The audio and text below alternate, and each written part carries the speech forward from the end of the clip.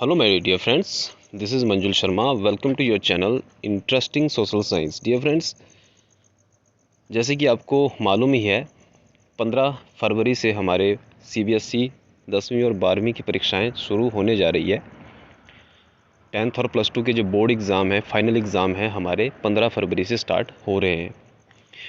अभी फाइनल जो date sheet है, जो टाइम टेबल है, वो CBSE की तरफ से जारी नहीं किया है, लेकिन ये ज़रूर बताया गया है CBSE के जो अपडेट है कि 15 फरवरी से लेकर के 15 मई तक जो है बोर्ड की परीक्षाएं चलेगी। तो जैसे ही डेट शीट आएगी मैं वो आप लोगों को बता दूंगा और उम्मीद करता हूं कि आप अच्छे से प्रिपरेशन कर रहे हैं।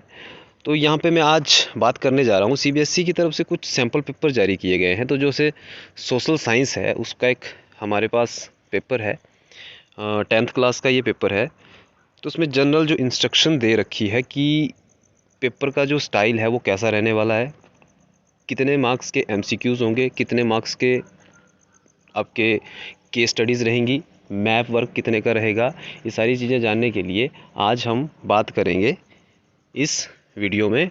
और अगर आपका जो रिस्पांस है इस वीडियो पे अच्छा आता है तो मैं नेक्स्ट आपके लिए जो वीडियो है वो लेकर के आऊँगा, इसका सैम्पल पेपर 10th क्लास का। और बाकी अगर चाहते हैं कि +1 +2 हिस्ट्री, जियोग्राफी, पॉलिटिकल के अगर पेपर में सैम्पल पेपर आपके सामने डिस्कस करूं तो आप कमेंट कर सकते हैं। जिस तरह से आपका रिस्पांस रहेगा मैं उसी हिसाब से जो है पेपर यहाँ पे डिस्कस करूँगा, जो सैम्पल पेपर रहेंगे, और देखेंगे कि कैसे उनको सॉल्व करना है।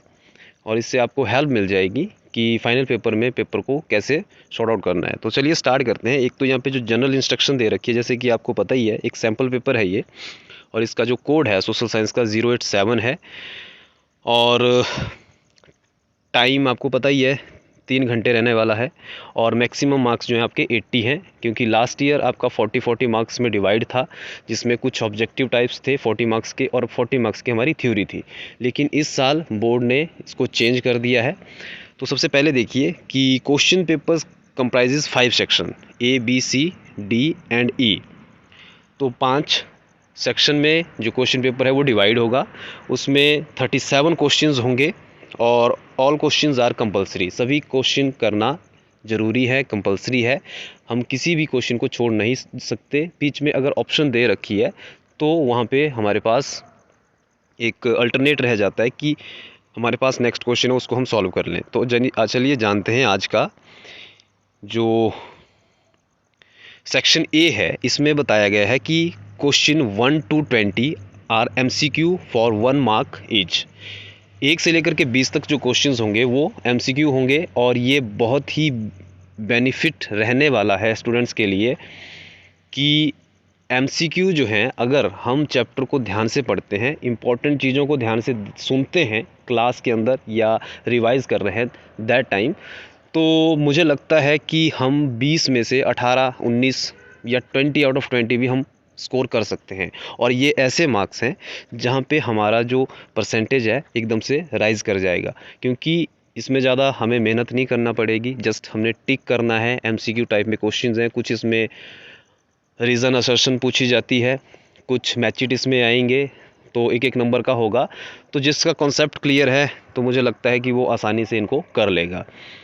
सेकंड सेक्शन बी बताता है question number 21 to 24 are very short answer type questions carrying 2 marks and answer to each question should not exceed 40 words. तो एक और चीज़ मैं आपके सामने डिस्कस करना चाहता हूँ, वो है लेंथ ऑफ द आंसर। जो जब आप किसी भी क्वेश्चन का आंसर दे रहे हैं तो जो बोर्ड की तरफ से गाइडलाइन रहती है, जैसे यहाँ पे बताया गया है कि जो 2 मार्क्स का क्वेश्चन है उसमें जो वर्ड्स रहने चाहिए वो 40 वर्ड से ऊपर नहीं जाना चाहिए। कई बार क्या होता है स्टूडेंट्स को कि क्वेश्चन अच्छे से आता है तो वो कोशिश करता है कि उसमें ज़्यादा से ज़्यादा मटेरियल डालने की, तो वहाँ पे हम टाइम वेस्ट कर देते हैं। तो वैसा नहीं करना है। जितना पूछा गया है टू द पॉइंट क्वेश्चन का आंसर लिखिए, राइट करिए, और ब्यूटीफुल हैंड राइटिंग में लिखिए, आपको हेल्प मिलेगी अच्छा स्कोर करने में। सेक्शन सी बताता है कि 25 से लेकर के 29 are short answer type question carrying 3 marks each. Answer to each question should not exceed 60 words. अब 3 मार्क्स का क्वेश्चन है तो 60 वर्ड से जो हमारा आंसर है वो ऊपर नहीं जाना चाहिए। Section D question number 30 to 33 are long answer type questions carrying 5 marks each. Answer to each question should not exceed 120 words. तो यहाँ पे जो वर्ड्स की आंसर की जो लेंथ है वो बताई है कि 120 से ऊपर जो शब्द है वो नहीं जाने चाहिए अगर 5 नंबर का क्वेश्चन है। सेक्शन ई बताता है कि question number from 34 to 36 are case based questions with 3 sub questions and are of 4 marks each. तो 34, 35 and 36 there are I think 3 case studies और 4 मार्क्स की ये रहेंगी। तो उसमें कुछ MCQs होंगे या डायरेक्टली क्वेश्चंस आपसे पूछा जाएगा। तो इसको हम नेक्स्ट जब वीडियो आएगी तो उसमें डिस्कस करेंगे। अगर आप चाहते हैं कि मैं एक सैम्पल पेपर आपके सामने डिस्कस करूं तो प्लीज़ कमेंट ज़रूर करें। और सेक्शन F बताता है कि क्वेश्चन नंबर 37, और देखिए ये सबसे फेवरेट जो मेरे पॉइंट ऑफ व्यू से है इस पूरे क्वेश्चन पेपर के अंदर, वो है मैप वर्क। मैप वर्क एक ऐसा पार्ट है जहाँ पे जैसे आप यहाँ पे लिखा है कि carrying 5 marks with 2 parts 37A from history and